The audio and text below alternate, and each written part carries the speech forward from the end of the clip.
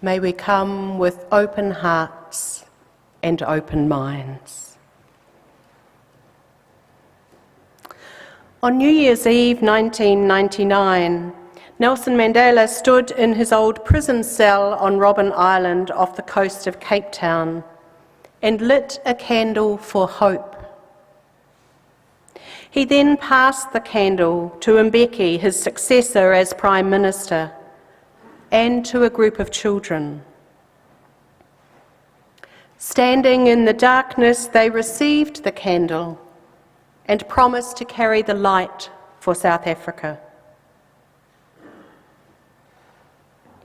This passing on and picking up on the work of justice and hope is also the task of our community of faith here at Pitt Street, as we take progressive Christianity out into the world.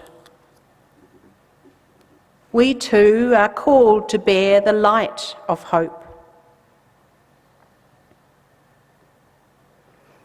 As bearers of hope, I find myself curious about religious communities and stories of faith and belief.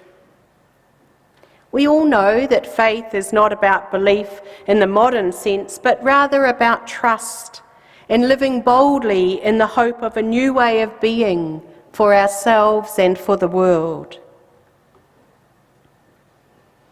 In my work as aged care chaplaincy, I would often find myself reflecting on the people who chose to come to weekly worship. Many were people of faith from their early childhood. Some were more recent people of faith, as in a couple of decades or so. And some were people who began to attend during some time in my chaplaincy. I realised that for some, the sense of connection and community was what brought them there. For others, it was linking them to traditions that were in their DNA, the familiar hymns and the seasons of the church year. And for yet others, it became a place to hold together the fragments of their lives, knowing they were not alone. There was a sense of freedom. They had long passed worrying about the trivial things. And now, however they understood God, being given time and space to reflect was deeply important. As they faced the last years of their lives, many knew that relationship with others was crucial. For it was alongside each other that they found a new appreciation of what it meant to face the loss of close family and friends, illness, and their own mortality. Like Joy Cowley's poem, as they listened to each other's stories and the faith stories we shared, they realised their lives were enhanced by the pilgrim stories of who walked with them, physically or metaphorically, be it in church, at dinner, in the garden, or in the hallways. Reflecting on faith, belief and community, I wonder what it would be like to describe ourselves as a hope community. Not vain hope, but the kind of hope that inspires you towards a vision of a new way of being, a new way of living, and a new world where humanity expresses divinity.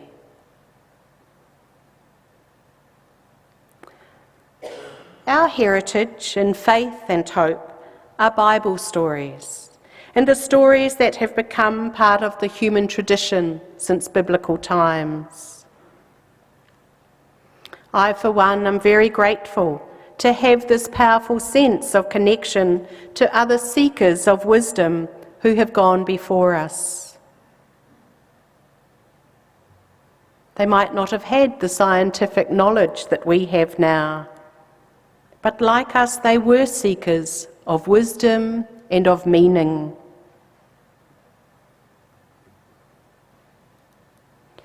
We too are keepers of the stories, sharing in the prophetic legacy, the legacy which Jesus embodied and which was rejected by the people of his hometown of Nazareth.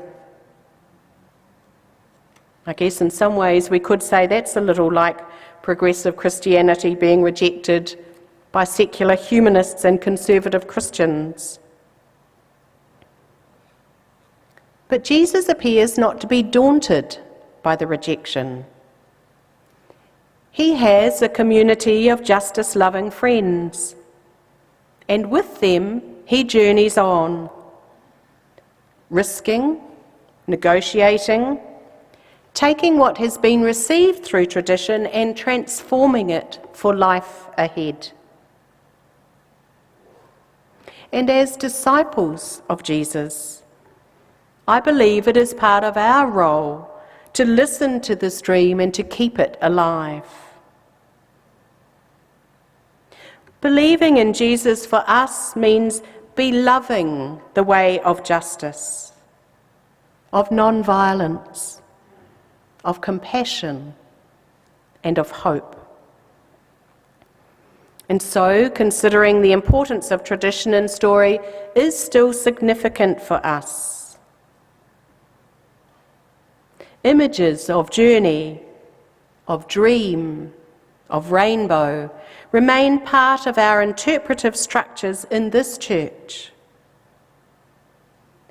In communion, we celebrate that the common stuff of earth, of wine and wheat, that in these we are connected to the earth and to the community of seekers for meaning who have gone before us. It is with Jesus and the early Christian communities of women and men, our forebears in faith and hope, that we remember who we are. We receive the stories and the traditions of the past, not as literal truth, but as symbols of meaning that we can weave into our own lives. And once in our own lives, we then put the stories into the hands of others to become strands in the weaving of their lives.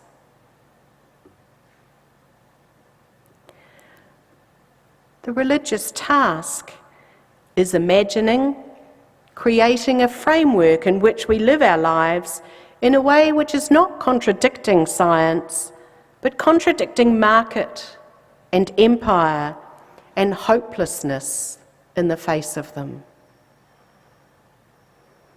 We learn to love the journey, not for the destination, but for the realization that the journey is our home.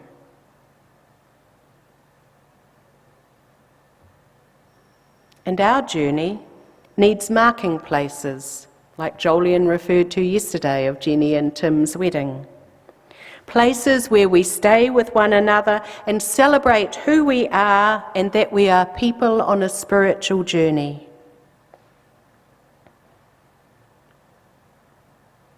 Mark's Gospel has for us stories of Jesus moving around the countryside, taking voyages across the lake and back several times. It is a travel narrative of journeying to Jerusalem despite the risks.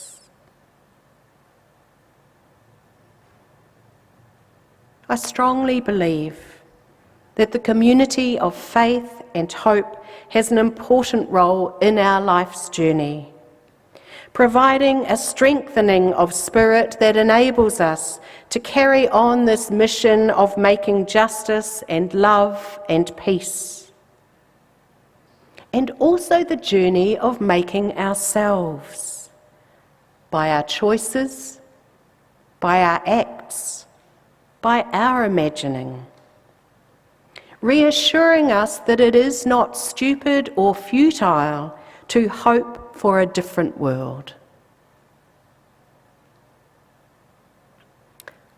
So on this Sunday, where are we in our journey? We are invited to reflect personally for each of us, to think about what we need to sustain us. We are invited to participate in practices that will shape us and our world towards divinity. Practices of worship, of meditation, of corporate prayer in which we express our gratitude, our greatest hopes and our fears, both for ourselves and for the world. Practices of hospitality and welcome.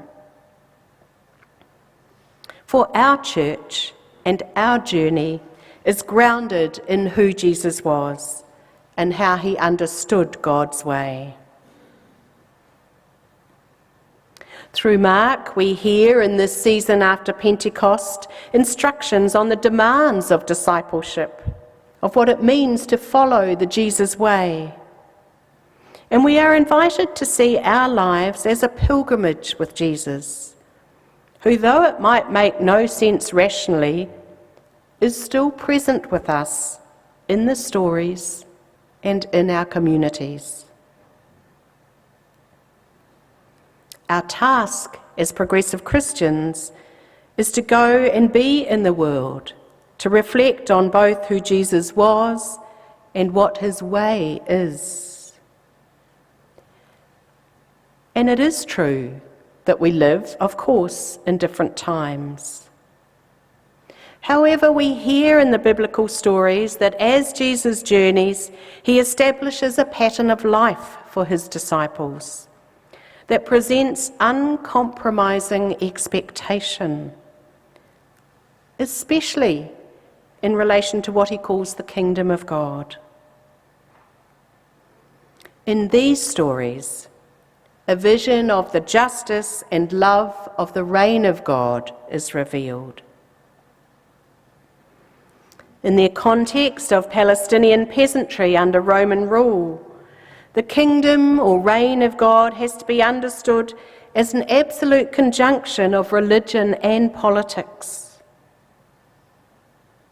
It evokes an image of how the world would be if God, either understood personally or non-personally as the source of life and power of love, and not Caesar, were on the throne. It casts a critical shadow over the structures of human power. It is not about the end of the world as commonly presented by fundamentalists.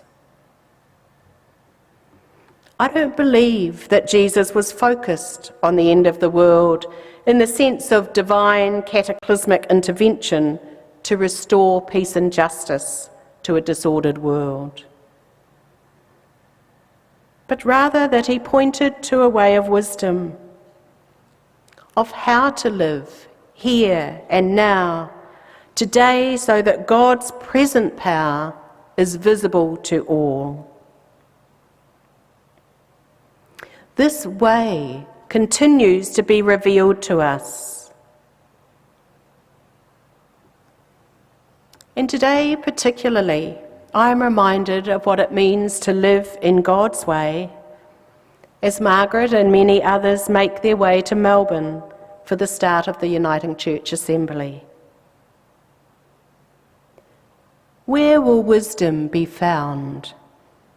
In the expected or unexpected places? How will the voices of all who have gone before be heard? The ones who shaped the way of how to live fully as God's people here on earth.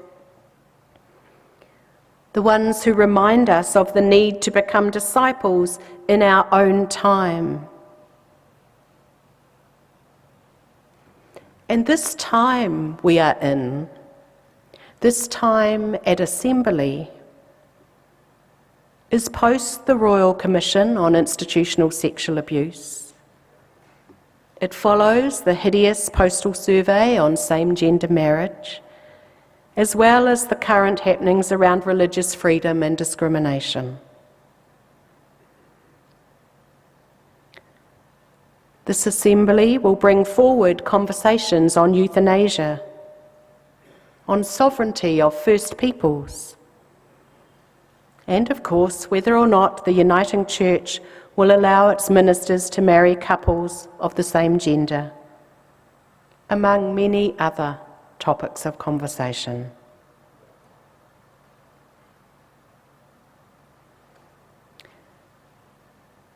There is a wisdom in the stories of our Hope community. There is meaning in the images of the rainbow, of dreams, of journeys. And while we may think that the discipleship images in Mark do not present us with a particularly comforting picture, they point us towards a demanding life. But alongside that, they provide us with inspiring vision. The church as a community of solidarity and resistance. This church is that for us, a place for keeping the dream, the hope alive.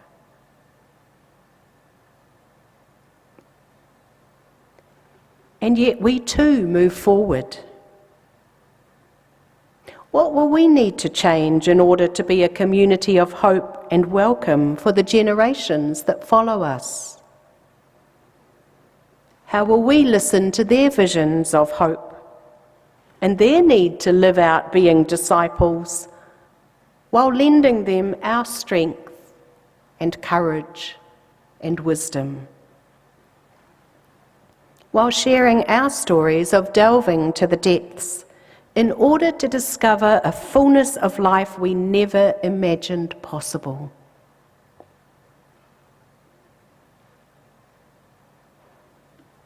It can be frightening and at times overwhelming to be a follower of the Jesus way. Because, as we know, at times there is sometimes violent opposition. But God, the God who is a beloved source of compassion and justice, goes ahead of us, calling us on, and we are not alone.